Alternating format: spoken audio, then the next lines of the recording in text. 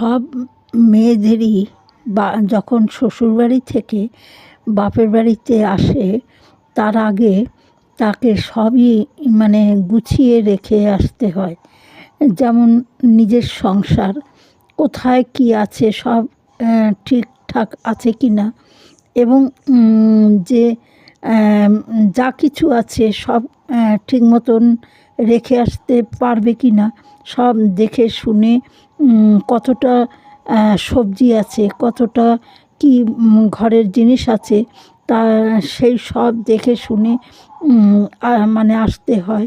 কেন না নিজেদের সংসার, সেই সংসারের চলে আসার পরে যখন কোনো জিনিসের অভাব পড়বে তখন তাকে মানে যে থাকবে তাকেই হয়রানি হতে হবে।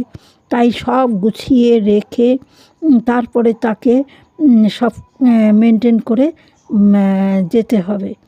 তাই এরকমই একটা মেয়ে যার মন আছে এবং যার দায়িত্ববোধ আছে, সেরকমই একটা মেয়ে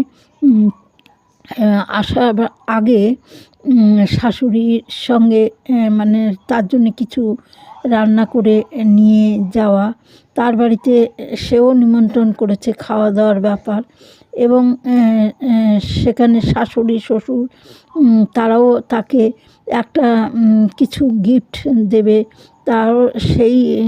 তারও ব্যবস্থা করা, এবং এই সব কিছু মিলিয়ে মানে একটা সুন্দর পরিবেশ, যেখানে শুধু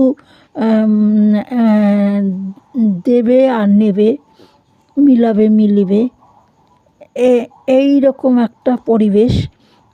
তাই সেই রকমই পরিবেশে এবার সব গুছিয়ে রেখে তারপরে প্লেনের টিকিট আগে থেকেই কাটা, আসবে সে ভারতে।